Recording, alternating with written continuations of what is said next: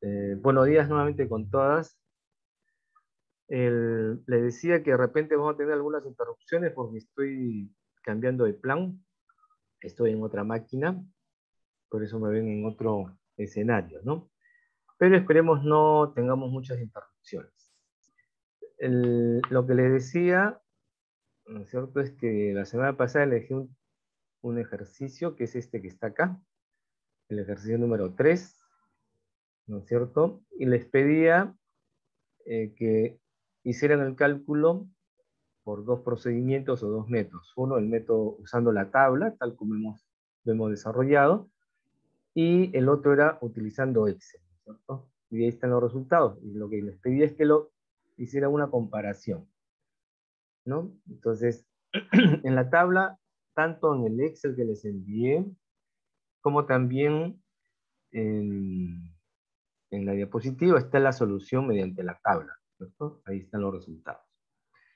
Media aritmética, varianza, desviación estándar, el valor mínimo, el valor máximo, el rango, el coeficiente de variación, algunos fractiles en general, cuartil 1, cuartil 2, cuartil 3, percentil 10, percentil 90, cálculo de la simetría y la kurtosis, ¿no es cierto? Entonces, tenemos los resultados acá, y acá tenemos los resultados también de Excel, ¿no? Entonces, la pregunta era si luego de haber, con eso estamos haciendo una especie de consolidado, resumen, de lo que hemos desarrollado hasta esta parte del curso, que está en la de construcción de tablas, ¿no es cierto? Cálculo de las medidas de tendencia central, cálculo de las medidas de dispersión, ¿no es cierto? Y la relación que existe entre ellas. Entonces, saber, conocer, identificar que hay varios procedimientos. Hemos usado el de la tabla, tenemos el de Excel, ¿no es cierto? Y saber cuál de ellas es el más práctico, es el más útil, es el que tiene mayor certeza o exactitud en sus resultados, y eso es, como digo, relativo, ¿no es cierto? Entonces eso vamos a verlo este, en esta sesión, en esta primera parte de la sesión. Y después seguiremos haciendo algunos ejercicios adicionales, más la necesidad de repente de volver a explicar el tema de la monografía. ¿Ok? Bien. Entonces, el de la tabla no lo voy a construir, ya están los datos, ¿no es cierto?, establecidos ahí, y más bien vamos a trabajar en los de Excel, ¿no? Como quien repasa también la aplicación que tenemos en Excel. Lo hemos borrado, los datos originales están acá, y la gran diferencia que hay entre la tabla es que en la tabla hay un procedimiento, ¿no es cierto?, de que cuánto es n, quién es la x, cuál es el valor máximo, el mínimo, ¿no? A aplicar Sturges para hallar el número de intervalos de clase, ¿no? Y luego aplicar la amplitud, ¿no? Calcular la amplitud de cada intervalo, y después calcular las frecuencias en cada intervalo, ¿ok? La construcción de la tabla, tal como hemos hecho. Mientras que en Excel se captura directamente los datos, nada. Y esto lo llamaremos, pues, datos originales, ¿no es cierto? Ok. Entonces, una forma de calcular, recuerden que es en Excel, vamos a hacer los cálculos en Excel, hacemos el igual, ya conocemos que eso es el promedio, ¿no? Promedio, abrimos paréntesis y seleccionamos todos los datos que tenemos, cerramos el paréntesis y ya tenemos 64,94. ¿Qué difiere ligeramente de la tabla? El resultado de la tabla fue 65,30. ¿Sí? De igual manera, nosotros vamos a calcular la varianza. Entonces, varianza, le ponemos var, y aparece varios var, y nosotros vamos a usar el var.s. El var.s es el de la muestra, ¿no es cierto? Y recuerden que hacemos doble clic, se abre el paréntesis, también, ¿no es cierto?, seleccionamos los datos, cerramos paréntesis, y nos sale la varianza. ¿Ok? La varianza de la muestra es lo que tenemos que calcular mientras no nos digan lo contrario.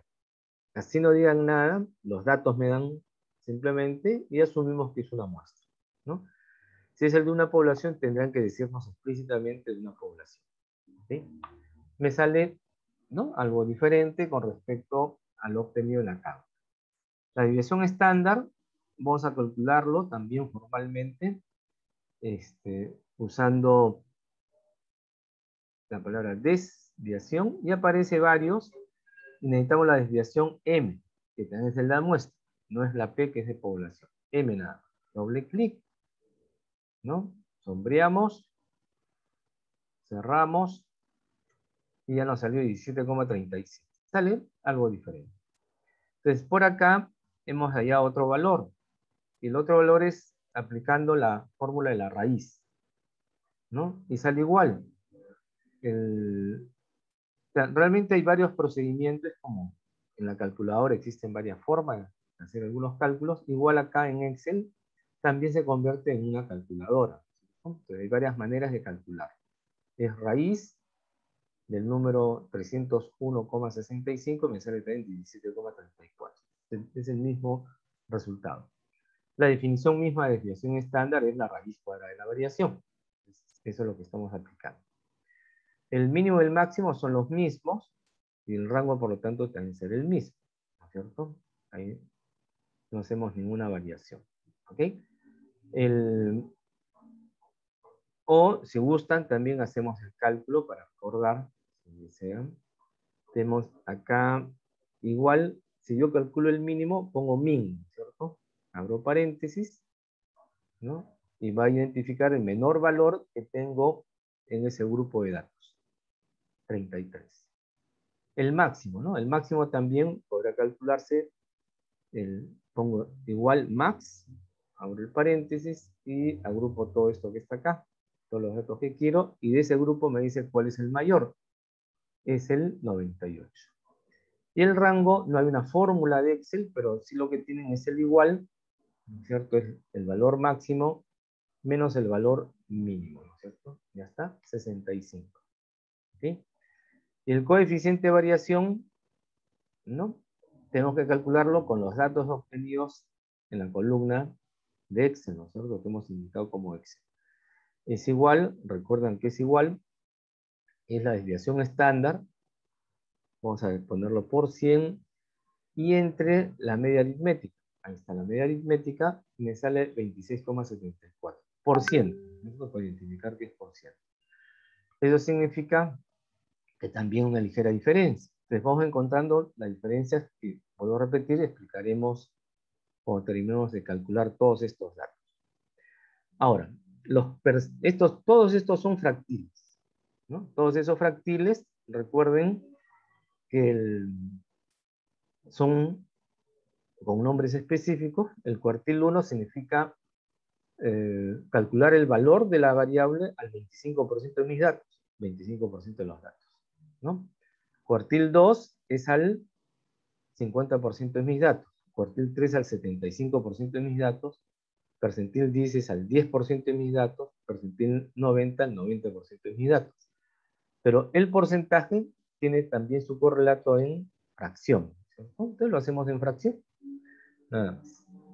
Entonces, vamos a utilizar, hay varias fórmulas de los fractiles, pero el más generalizado es el percentil. Entonces voy a utilizar igual, ¿no es cierto? Voy a poner percentil, ¿no? Y en el percentil me aparecen tres funciones de percentil. Yo voy a utilizar por defecto este percentil de acá, ¿no? Que ni es exclusivo ni es inclusivo. Simplemente es el percentil que está acá, ¿no? Se aplica igual la selección de todos los datos y ahí aparece punto y coma K. ¿Quién es K? K es la fracción, 0,25, ¿no? O sea, equivale al 25. Quiero hallar el percentil de todos estos datos al 25% de los datos.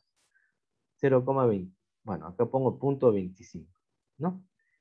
En, en la máquina que tengo ahorita no hay coma decimal, sino punto decimal. En la computadora que tengo en otro lado es la coma decimal. Esa es la configuración del Excel, ¿no? 0.25, 52,50. ¿Ok? De igual manera, podemos poner igual percentil, ¿no es cierto? Este es el percentil, quiero el percentil de este tipo, selecciono a todos los datos ¿no? Punto y coma, el valor de K. 50% equivale a 0,5. 0.5, ahí está. Cierro paréntesis y me sale 65,50. Pero a su costado derecho también está el valor 65,50, que es lo que calculo como mediana, ¿no? Entonces utilizo la función mediana. Y también sale igual porque es la mediana. Q sub 2, recuerden que es la mediana, ¿no? Entonces hay, como estoy señalando, varias maneras usando Excel el cálculo del correspondiente valor de los percentiles, ¿no? Yo les sugiero que usen la categoría de percentil, ¿no? Ok. El cuartil 3 es el 75%, entonces igual percentil, ¿no es cierto?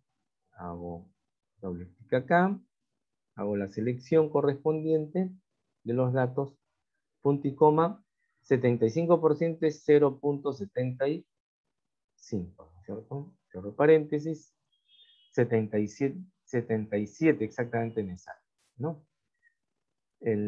Ahora aparece el percentil 10 directamente, ¿no es cierto? Percentil, ¿no? El percentil, ahí está.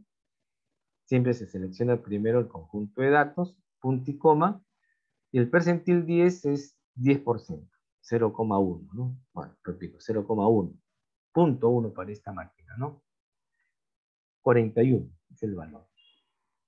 Y ya estamos terminando el percentil, ¿no es cierto? 90, doble clic a percentil, selecciono todos los datos que tengo acá, punto y coma, y percentil 90 es 0,9. Siempre digo coma, pero en esta máquina punto, ¿no? 88,10. ¿Bestial? Entonces, con eso ya tenemos prácticamente terminado la selección. Me falta solamente la simetría. Entonces, en el caso de la simetría, vamos a utilizar esta fórmula que está acá, ¿no? El cuartílico, ¿no? Entonces, ¿cómo se calcula eso? Nuevamente con los datos de X. Yo pongo igual, ¿no es cierto? Q sub 3, entonces pongo un paréntesis, que era el numerador, y un paréntesis de esa diferencia, Q sub 3. Q sub 3 es 77. Menos Q sub 2 es 65,5. Cierro el paréntesis de la diferencia. Menos, dice, ¿no es cierto? Acá está, menos. Q sub 2, abro un paréntesis, ¿no es cierto? La diferencia, Q sub 2 es 65,50, menos Q sub 1, que es 52,5.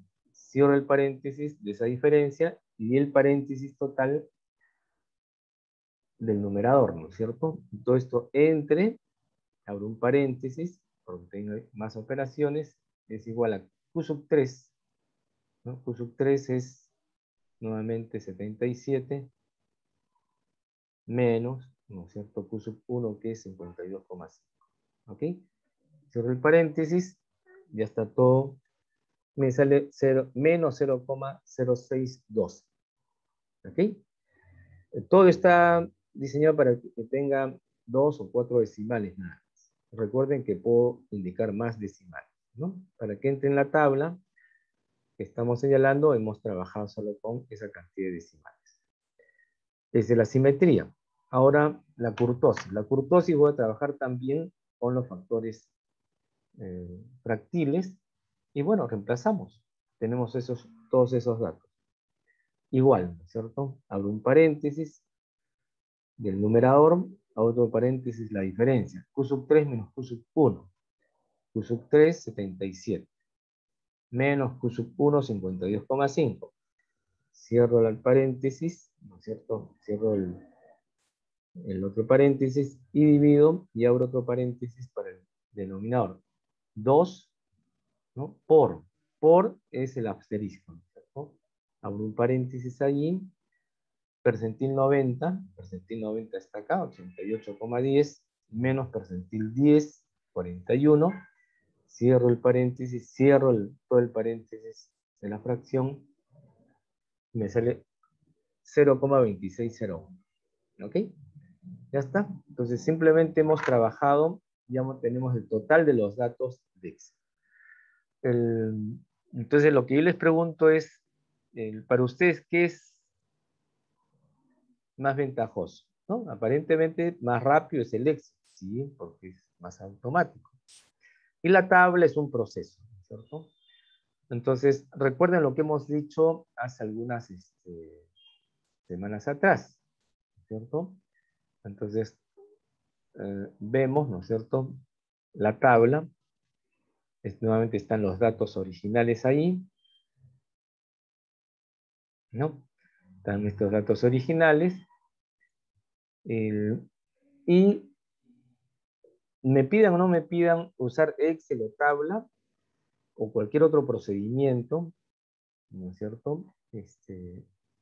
Así se necesite o no, utilicemos o no, yo sugiero que hagan este trabajo, este que está acá.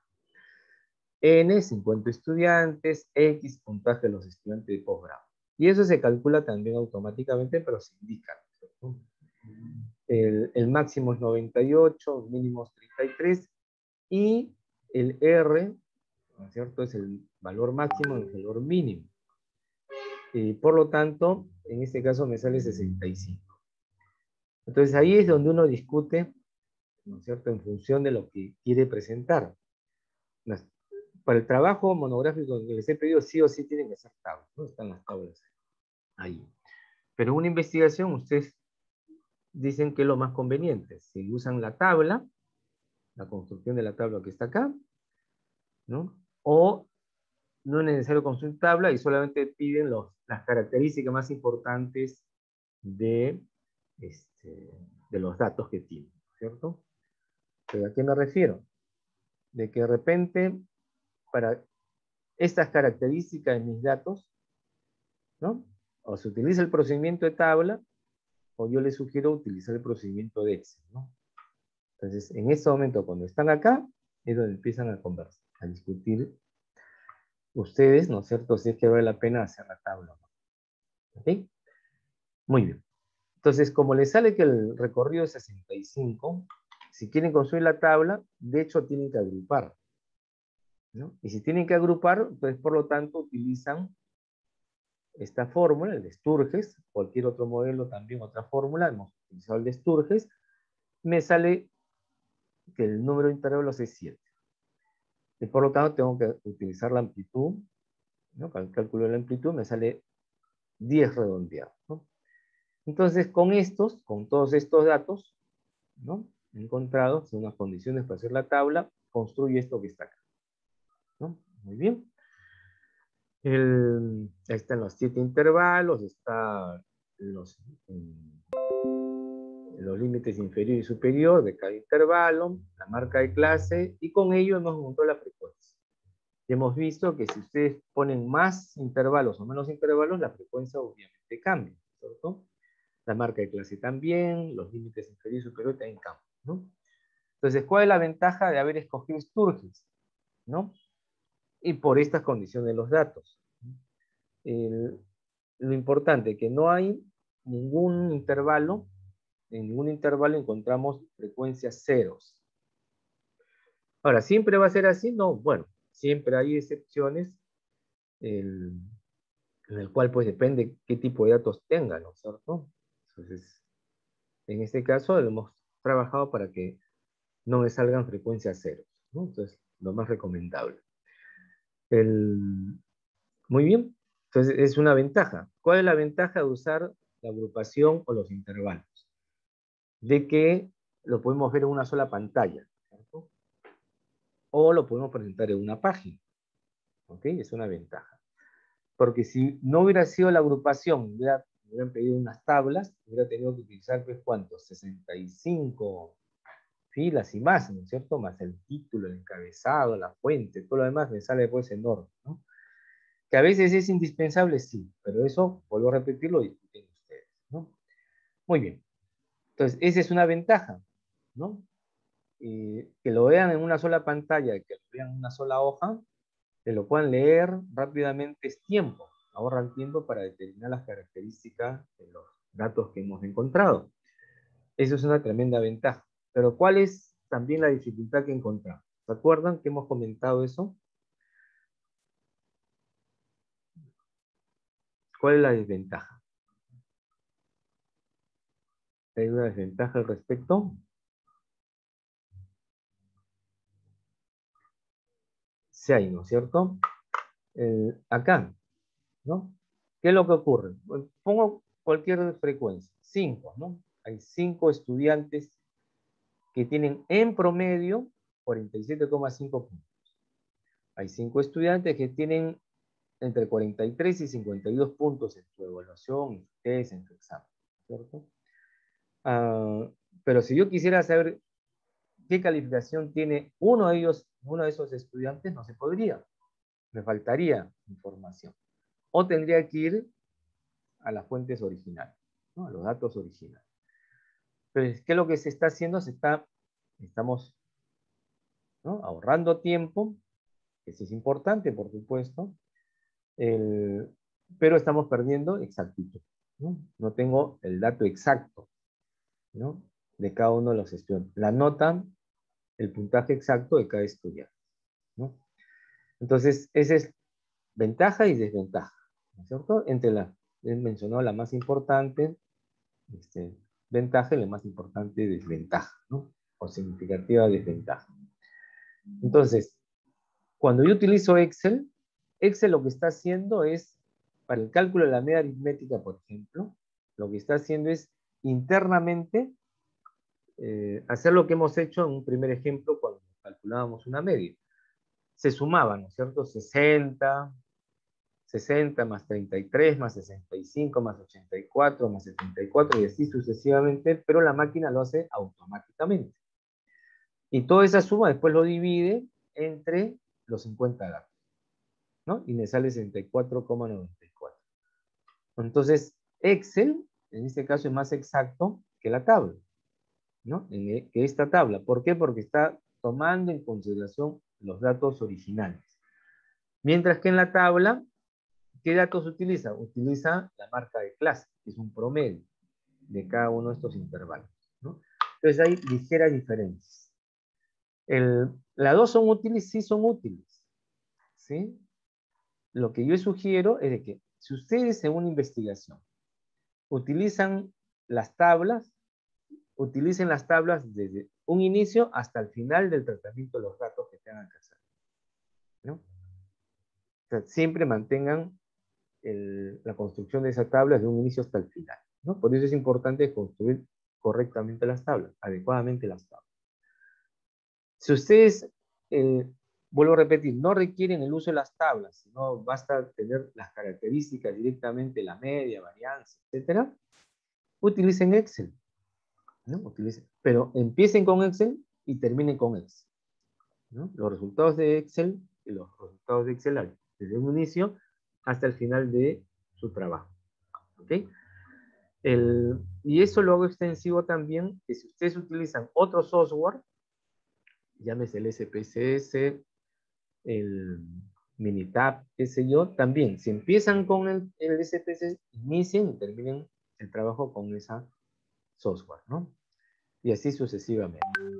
Eso es importante que tomen en cuenta, que vale la pena, ¿no es cierto?, trabajar de alguna manera con uno de estos métodos, sea la tabla, el Excel u otros, pero la recomendación es que si empiezan con uno, terminen con ese mismo método, ¿no?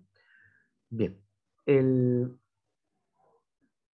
Y luego nosotros pedíamos el error, ¿no es cierto? El error, entonces acá estamos indicando de alguna manera cómo calcular el error, ¿no? Está ahí. Entonces, supongamos que un dato sea 60, ¿no? Y el otro dato sea 59, por ejemplo, ¿no? Entonces, mi referencia es uno de esos valores, 50, digo, ¿no? Es mi 100%, es mi 100%. Y la diferencia de ese 100% con el resultado que he obtenido en el otro método, su diferencia es el X%. Y ese X% es el error, ¿no?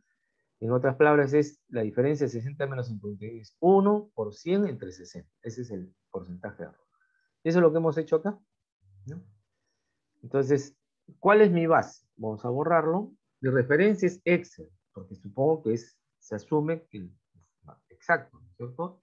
Exacto en función de estos datos que tengo.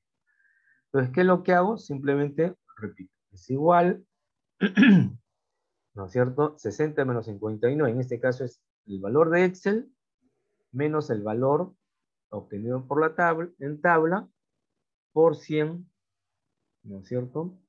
Se pone el asterisco y entre, ¿no es cierto? El valor obtenido por Excel. Ya está. Y tengo el error es menos de 1%. Esto es porcentaje, ¿no? Si gustan, ustedes pueden verlo con más decimales, es 0,5544. Bueno, suficiente hacerlo con un decimal, ¿no? O dos decimales, si gustan, ahí está. ¿Ok? Menos de 1%. Entonces, por lo tanto, no es tan grave, ¿no es cierto? Lo calculado por la tabla con diríamos, no es significativo, ¿no? Pero recuerden que eso es significativo, también es relativo, ¿no? O sea, depende, pues, el tipo de variable, la precisión que yo quiero trabajar, ¿no es cierto?, en la investigación. En este caso, en las calificaciones, un error de este tipo no es significativo, ¿no? Si yo quiero analizar estados financieros, ¿no es cierto?, de repente sí, ¿no? Si quiero medir, pues, algunas medidas de las ciencias naturales, de repente sí, ¿no? Creo que hemos puesto, vamos a ver algunos ejemplos de qué tan importante es la precisión en determinados trabajos que uno desarrolla, ¿no? En nuestro caso, menos de 1% no es significativo. Sea positivo o negativo, ¿eh? Por si acaso, es más menos, ¿no? Ok, entonces voy a hacer ese mismo procedimiento para todos los cálculos. Ahí está. Entonces, 7%, 3%. Bueno, acá en los datos mínimo, máximo, rango es 0%. El coeficiente de variación es 3%. O sea, en la mayoría de los casos no llega al 10%, ¿no? De error. Mientras que el penúltimo caso, que es la simetría, sí llega a un 48% en términos relativos, porcentuales, en el error, ¿no? Porcentual. Pero si uno analiza estos resultados, ¿no? Negativo, ambos me salen negativos. Ambos me salen cerca a 0,1. Estoy analizando la simetría en términos absolutos, ¿no? O sea, es coincidente. No es necesario ahí tanta exactitud, ¿no es cierto? Y por lo tanto, es tolerable ese error. ¿De acuerdo? Es tolerable. Va a existir utilizando cualquier método con respecto a uno que he escogido, sí lo hay. Pero lo importante es saber que hay un más menos, ¿no? Hemos visto en algunos ejemplos de la vida cotidiana que sí, pues hay a veces errores, ¿no es cierto? Lo importante es que puedan ser manejados, ¿no? Cuando ustedes hacen un presupuesto para la ejecución de un proyecto, recuerden que siempre hay un margen, más o menos 10-20%, que excede el presupuesto, ¿no es cierto? Porque un proyecto que se ejecuta no se ejecuta pues de la noche a la mañana, se ejecuta a lo largo del tiempo, no solamente días, sino meses a veces, o años, y por lo tanto, en el mundo real, ¿no? La construcción de un puerto, la construcción de una casa, de un edificio, ¿no es cierto? Los materiales es más o menos, ¿no? Suben, oscilan los precios, ¿no? Por escasez, por incremento de la materia prima, ¿no es cierto? Si es importado por las tasas impositivas, que sean las importaciones, el cambio del tipo de dólar, etcétera, ¿no? Entonces, hay muchos factores que a lo largo del tiempo van variando. Por eso existen ese más menos, ¿no es cierto? 10 o 20% que se incorpora en el presupuesto, ¿no? E incluso así se haya considerado bueno, no siempre es de manera muy transparente, pero a veces hay replanteo de presupuestos, ¿no? Idealmente es que, por ejemplo, en el caso del presupuesto de la República, que es vigente durante un año, ahí, ¿no es cierto?, se considera ingresos e egresos iguales, ¿no es cierto? Que la diferencia debe ser cero. Pero eso no ocurre eso. a lo largo de los 12 meses hay pues diferentes situaciones, ¿no? Igual, ustedes conocerán, si es que conocen o han trabajado, han practicado en esas áreas, en el presupuesto público de un sector o de una actividad hay el presupuesto de partida, le llaman, si no me equivoco, ¿no? O sea, le asignan un presupuesto de partida, ¿no? Pero a lo largo de los meses se va modificando, ¿no? Producto de lo que estoy señalando, ¿no? De variación de los precios, ¿no? De los materiales, mejoras remunerativas.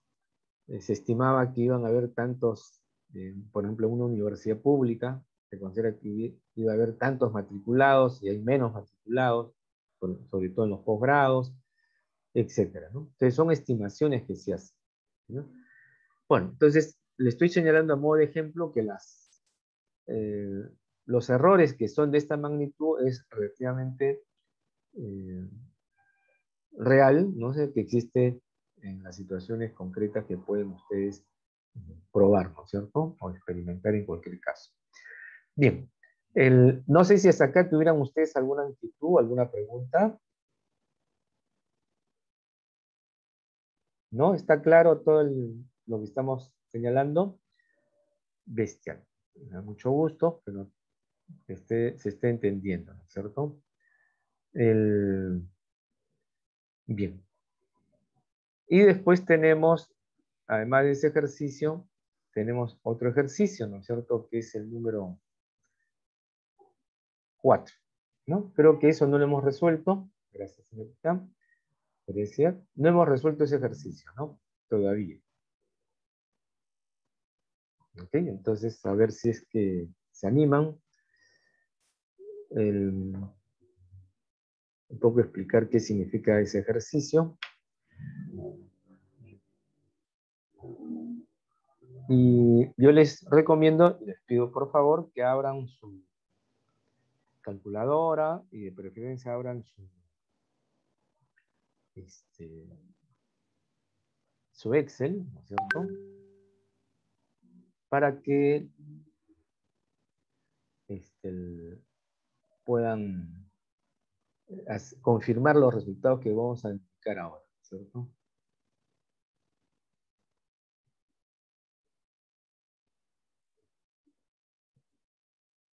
¿Sí?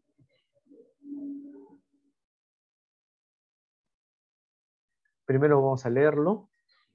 Dice, los estudiantes de la carrera de Ingeniería de Sistemas Informática, ¿no? Realizan un experimento, ¿no? Sobre el tiempo de respuesta en milisegundos de 3 tipos diferentes de circuitos de computadores personales, ¿no?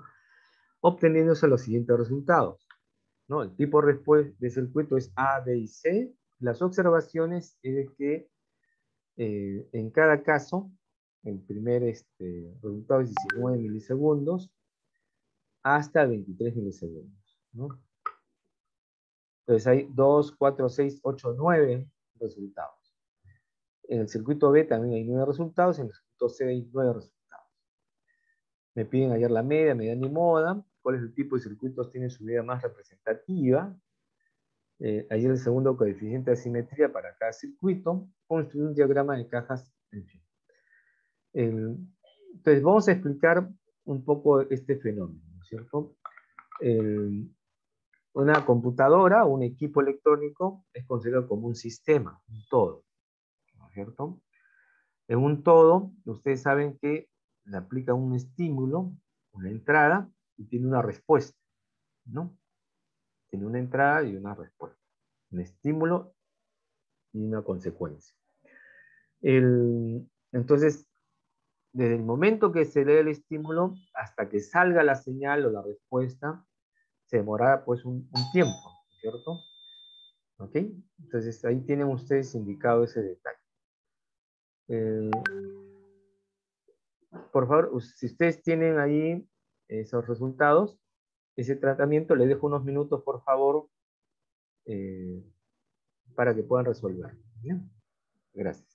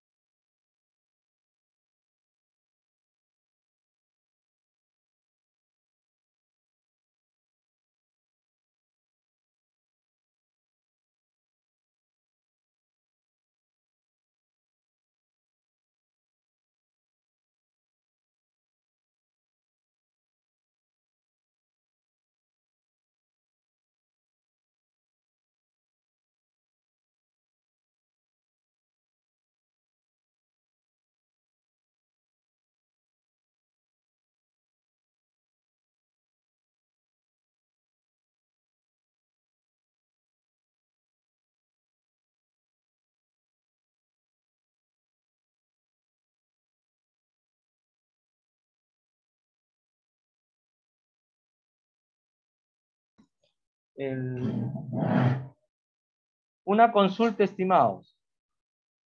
Vamos a hacer un pequeño break desde ahora. ¿Sí? Por favor. Han llegado los técnicos de Claro.